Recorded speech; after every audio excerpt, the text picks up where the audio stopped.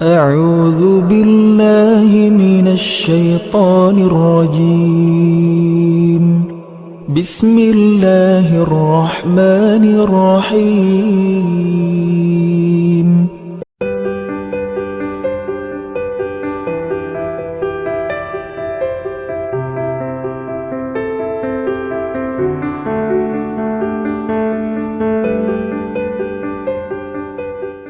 Jadi teman-teman yang dirahmati Allah SWT, di situ kita bisa ngukur, kita nih yakin gak sih sama Allah sebetulnya? Karena kalau kita nggak terlalu yakin sama Allah, wajar kalau gitu kehidupan kita itu agak-agak banyak tersendat. Soalnya kenapa? Aku tergantung prasangka hambaku kepadaku. Ya kita sendiri yang jadi jawabannya. Gimana kita yakin sama Allah, kayak gitulah Allah ngasih ke kita. Saya sering membuktikan hal-hal kayak gitu, agak sedikit spekulasi tapi ke Allah. Jangan spekulasi ke makhluk. Kalau mau spekulasi, dalam tanda petik gambling, coba gambling ke Allah. Arti gambling ke Allah, melakukan sesuatu yang beresiko, tetapi yang diridhoi Allah ya. Karena kalau beresiko nggak diridhoi Allah kan bahaya.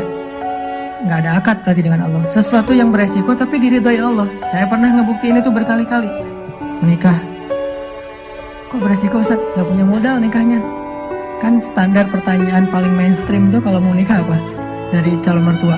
Kerjanya apa gitu kan ya? Paling mainstream tuh. Kalau saya ditanya kerjanya apa, belum punya pekerjaan, terus gimana ngasih makan? Allah yang ngasih makan. Tapi pede jawabnya, sampai mertua juga belum lagi ngeluarin dalil ya. Kan ustadz lah ya, banyak dalil ya. Ayat, hadis, banyak lah udah saya kumpulin, bisa jadi satu buku tuh. Khusus ayat dan hadis untuk melamar. Mudah-mudahan nanti bisa di-share ayat dan hadis bahan untuk melamar, nembak calon mertua lah. Pak, itu ada tuh hadis ya, cuman saya agak-agak ragu nih bunyinya kayak gimana tuh, kurang lebih sih yang pernah saya dengar dari Ustadz. Ini hadis sahih loh Pak, kalau datang seorang pemuda yang baik akhlaknya gitu kan ya, jangan ditolak. Itu saya pernah dengar, Bapak pernah dengar? Pernah sih. Nah gimana Pak, saya beres langsung urusan. Masa dia mau nolak hadis kan ya, ingkar sunnah tuh jadinya bahaya. Bro jangan pakai hadis deh dan segala macam, nggak mungkin dia ngomong kayak gitu. Nikah tuh nggak punya modal, tapi ya bismillah aja lah, gambling kan. Masa saya mau taat kepada Allah dibiarin telantar, kan gak mungkin. Kan menikah itu untuk taat kepada Allah kan. Wah hawa nafsu, emang hawa nafsu. Masa nikah gak pakai hawa nafsu? Ini ada yang keliru di masyarakat kita. Katanya gak boleh menikah karena hawa nafsu. Bukankah nikah itu adalah solusi buat hawa nafsu? Lo nikah tuh gak karena Allah tuh, karena nafsu. Gak berbenturan dua hal ini. Tapi kalau dia menikah karena hawa nafsu dan ingin menghalalkan dengan terhormat hawa nafsu itu namanya karena Allah. Nggak ada cerita karena Allah berarti nggak melibatkan hawa nafsu. Nggak kayak gitu sih bahasanya. Sama kayak kita kerja nih. Lo kerja karena pengen gaji itu bukan karena Allah. Pengen gaji dan karena Allah itu nggak berbenturan. Kenapa kita pengen gaji? Karena kita pengen mendapatkan rezeki yang halal dan menafkahi keluarga. Dan itu semuanya karena Allah. Jadi nggak dibilang, gue jangan mengharapkan gaji, harapkan pahala. Pahala itu salah satunya gaji. Karena pahala dalam bahasa Arab gak ada pahala, yang ada al-jaza, al-ajru. Al-jaza itu artinya balasan, al-ajru itu artinya upah. Upah itu bisa dalam bentuk kesehatan, bisa dalam bentuk materi uang, bisa dalam bentuk kebaikan di akhirat, bisa dalam bentuk terhindar dari api neraka, dan seterusnya. Itu al-jaza, al-ajru. Termasuk mendapatkan hak kita dalam sebuah pekerjaan. Nggak masalah mengharapkan saya kerja di Telkomsel, kenapa? Gajinya gede. Nggak apa-apa. Selama yang kita dapatkan itu halal. Tapi kalau yang kita kejar gaji gede dan syubhat, apalagi haram, itu bukan karena Allah. Termasuk menikah. Menyalurkan, kenapa kamu menikah? Karena saya pengen menyalurkan kebutuhan biologi saya secara halal. Wah, nggak karena Allah nih, nafsu nih. Emang nafsu, emang kenapa? Bukankah Allah mengatakan litaskunu ilaiha? Apa arti litaskunu ilaiha? Supaya tenang, supaya jadi nyaman, gejolak di dalam diri kalian dengan cara kepadanya. Itu bahasa. Dan di Al-Mu'minun juga dikatakan, walladzina hum li furujihim hafizun. Kalau nggak bisa hafizun, maka dia salurkan. Gimana cara nyalurinnya? Dua. Illa ala azwajihim. Yang kedua nggak usah dibahas. Yang satu aja. Illa ala azwajihim, kepada istri mereka. Bukan istri mereka, istri-istri mereka. illa ala azwajihim. Kalau dia menyalurkan dengan cara yang lain selain yang dibolehkan kayak gitu, kata Allah, faulaika humul adun. Dan Allah nggak suka kepada orang yang melakukan batas. Jadi menikah karena Allah, karena saya ingin menyalurkan kebutuhan biologis secara halal misalnya. Makanya mencari yang sesuai dengan kriteria masing-masing. Kalau misalnya ada yang kriterianya harus yang Arab, cari aja Syarifah, Habaib apa. Kalau Habib perempuannya Syarifah kan ya. Atau saya pengen yang Oriental, pergi aja ke Korea lah atau ke Jepang.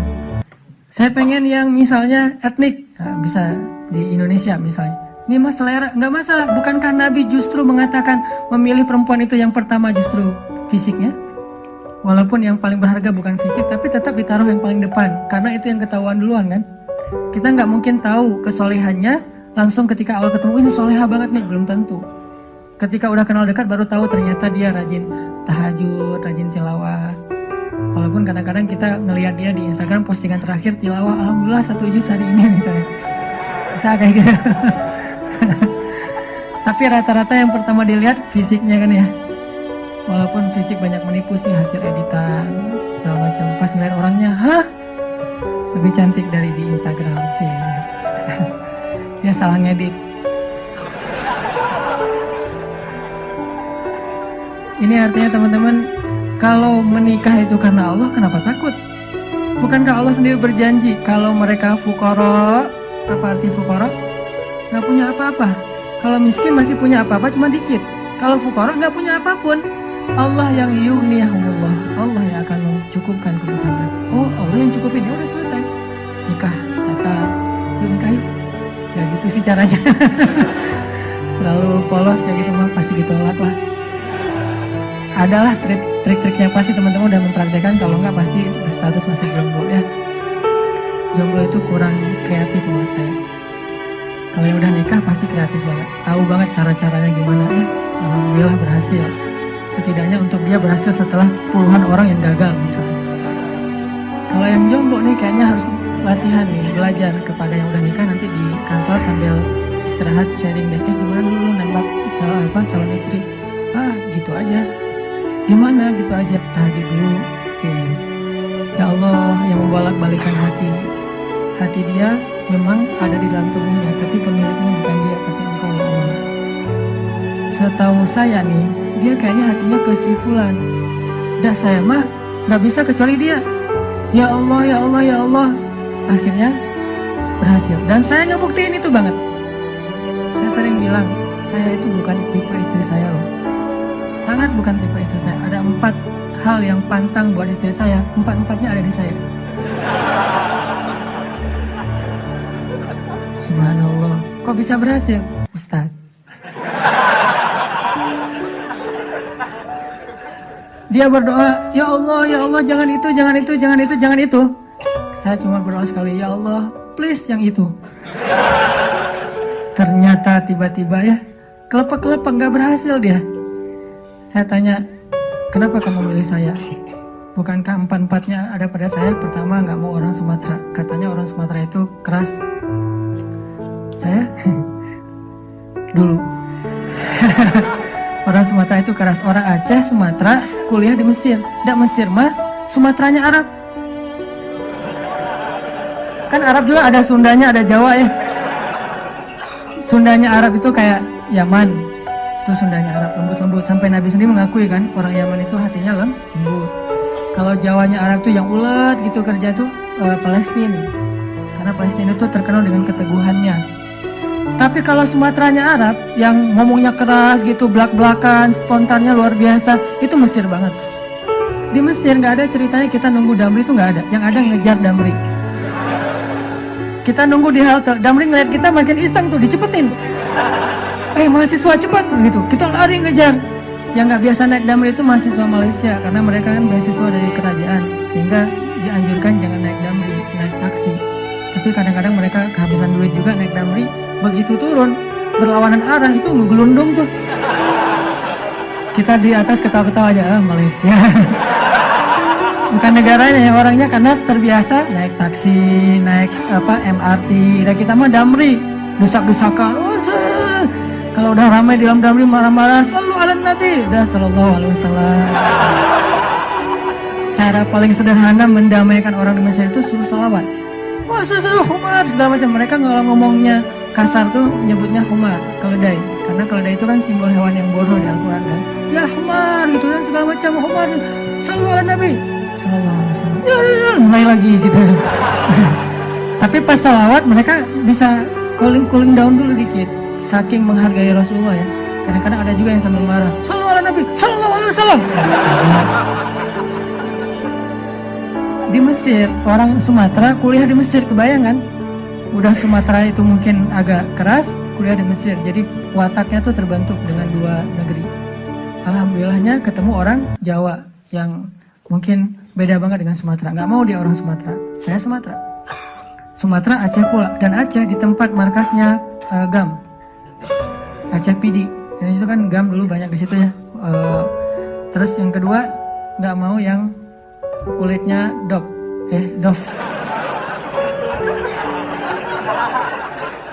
Kebanyakan ke pantai misalnya. Saya nyebutnya nggak dop sih, nyebutnya eksotis gitu.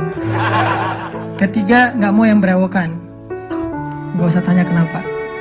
Keempat nggak mau anak pesantren. Ini juga nggak tahu kenapa nih. Empat-empatnya ada di saya nih. Ya Allah, please jangan itu. Ya Allah, saya pengennya itu. Kuat-kuatan doa. Ternyata doa saya lebih diijabah. Tadi kan, Ustaz. Pas ketemu sama dia, kenapa kamu mau sama saya? Padahal empat-empatnya ada di saya. Karena kamu punya yang kelima. Apa? Hati kamu. Nggak gitu sih ngomongnya. Yang jujurnya bukan itu mah versi jaim ya. Kalau versi jujurnya, kenapa? Karena kamu pelet gitu ya. Peletnya pakai apa? Pakai Al-Quran.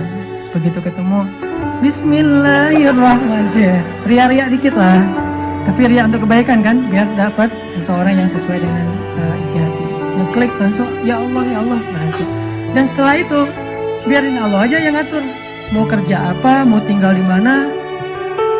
Ternyata alhamdulillah saya ngerasain justru rezeki itu Allah mudahin setelah menikah. Dulu awal-awal saya datang ke Bandung, kita kontraknya tuh di rumah yang tempat pembuangan sampah di Tegalega tuh, di salah satu lapangan di Bandung. Di pojok Tegalega itu ada pembuangan sampah. Kita tinggal di situ. Paling murah soalnya di situ. Mulai saya usaha nerjemahin buku, nggak ada yang mau nerbitin. Terjemahannya jelek kan? Ya udah deh. Mungkin bukan terjemahannya yang jelek. Lihat muka saya dia sebel. Banyak orang yang lihat muka saya tuh sebel. Termasuk tadi calon istri saya pertama ngeliat muka saya, apaan sih nih orang kayak gini banget. Sekarang kok gini banget ya kamu. Tuh terjemahin buku nggak bisa. Akhirnya saya nulis buku sendiri. Karena nggak bisa nerjemahin, nulis aja sendiri. Caplok aja pokoknya, nulis apa yang bisa ditulis. Ditaruh ke penerbit juga nggak ada yang mau nerbitin. Ada satu-satunya penerbit mau nerbitin, katanya royaltinya sedikit banget dan bayarnya setahun sekali. Bayangin, royalti setahun sekali, sedikit sekali lagi tuh. Akhirnya saya terbitin sendiri. Jadi penerbit, jadi direktur, jadi penulis, jadi kuli. Angkat buku pakai kotak Marlboro, lintasin Jalan Soekarno-Hatta, ngirim ke Sumatera, Kalimantan. Pelan-pelan akhirnya usaha nambah dari penerbitan ke jual pulsa. Jadi saya dulu pernah jadi vendor gitu sih, bahasa kerennya, vendor Telkomsel gitu ya. Saya tuh jual pulsa, ada 60 cabang pulsa di Bandung sebelum ada di Alfamart dan Indomaret. 60 cabang pulsa. Terus nambah lagi ke jual beli mobil second. Beli, jual, dikira orang kaya banget, padahal gonta-ganti aja karena emang dijual. Tapi yang harga murah di bawah 100 juta, bukan yang mobil-mobil mahal. Terus coba-coba di properti. Ternyata Allah mudahin setelah menikah. Karena kenapa? Allah yang janjiin. Allah nggak mungkin ingkar janji. Gambling dikit lah di awal. Tapi di tengah dan di akhir kita akan melihat banget gimana Allah nunjukin kebenaran janji-janjinya. Tapi kalau kita nggak berani gambling sama Allah, ya Allah pasti akan nunjukin ke kita yang terbayangkan oleh kita. Saya sering bilang, nasib kita itu tergantung iman. Kalau kita pengen kehidupan kita amazing, kita harus punya iman yang amazing. Kalau kita pengen dapat lebih banyak miracle dalam hidup kita, surprise, berarti iman kita itu harus miracle. Kalau iman kita ilmiah, kita hanya akan mendapatkan kehidupan yang ilmiah sesuai dengan hitung-hitungan kita. Kalau kayak gini, 1 tambah 1, 2. Kalau kita pengen hidup kita banyak kejutan, 1 tambah 1 10, berarti kita harus punya keimanan yang amazing, miracle, ajaib kayak gitu.